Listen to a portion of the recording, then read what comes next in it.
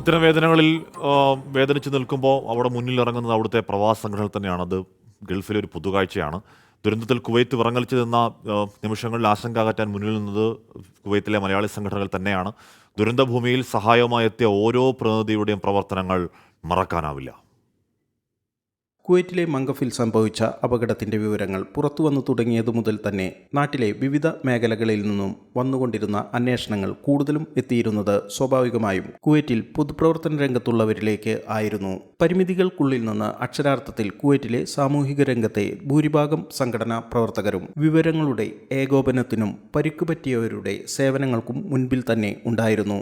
എത്രമാത്രം അത് ഉപകാരപ്രദമായി എന്ന് അവരുടെ വാക്കുകൾ തന്നെ അടിവരയിടുന്നു. ഇവിടെ നടന്ന സംഭവവികാസങ്ങൾ പ്രത്യേകിച്ച് പ്രവാസി സംഘടനകൾക്കോ മറ്റൊന്നും കൂടുതലായി ഒന്നും ചെയ്യാനില്ല എങ്കിലും നമ്മളുടെ സാന്നിധ്യം പലപ്പോഴും പല ആളുകളും ആഗ്രഹിക്കുന്നുണ്ട്. പ്രത്യേകിച്ച് ഈ പാനിക് സിറ്റുവേഷനിൽ അവിടുന്ന് ഹോസ്പിറ്റലൈസ് ചെയ്ത ആളുകൾക്ക് അവരുടെ കയ്യിൽ ഫോണോ അവരുടെ സിവിൽ ID കാർഡോ ബന്ധുമിത്രാദികളുടെ നമ്പറോ ഒന്നും തന്നെ ഉണ്ടായിരുന്നില്ല. പല ആളുകൾക്കും അവർക്ക് വീട്ടിലേക്ക് വിളിക്കാനും അവരായിട്ട് ബന്ധപ്പെടാനും ഞങ്ങളെ ഫോൺ ഉപയോഗിച്ച് അവരുടെ നമ്പറെല്ലാം ട്രാക്ക് ചെയ്ത് അവരെ ബന്ധുക്കളെ ബന്ധപ്പെടുത്തി കൊടുക്കുകയും അത് അവർക്ക് വലിയൊരു ആശ്വാസമായിട്ടുണ്ട്.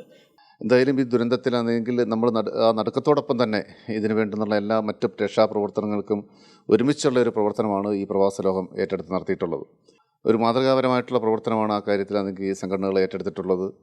അവരുടെ മൃതശരീരങ്ങൾ നാട്ടിലെത്തിക്കുന്നതിനുള്ള പേപ്പർ വർക്കുകൾ ഉൾപ്പെടെയുള്ള കാര്യങ്ങൾ എംബസിയുടെ സഹായത്തോടു കൂടി ചെയ്യുന്നതിന് വേണ്ടി ഇന്നുൾപ്പെടെ എല്ലാ സംഘടനകളുടെയും നേതൃത്വത്തിലുള്ള വലിയൊരു പരിശ്രമം ഉണ്ടായി. കുവൈറ്റിലെ എല്ലാ പ്രമുഖ മലയാളി അസോസിയേഷനും ഒരുമിച്ച് ഐക്യത്തോടെ ഒരമ്മ പെറ്റ മക്കളെ പോലെ ഈ പ്രവർത്തിച്ചിട്ടുണ്ട്. ദുരന്തങ്ങൾ നേരിട്ടപ്പോഴെല്ലാം പ്രവാസി മലയാളി കൂട്ടായ്മകളുടെ സേവന മനസ്ഥിതി നാം വളരെയധികം അറിഞ്ഞിട്ടുള്ളതാണ്. അതിനിയും തുടർന്നുകൊണ്ടേയിരിക്കും. ജലിൻ തൃപ്പയാർ, 24 കുവൈറ്റ്.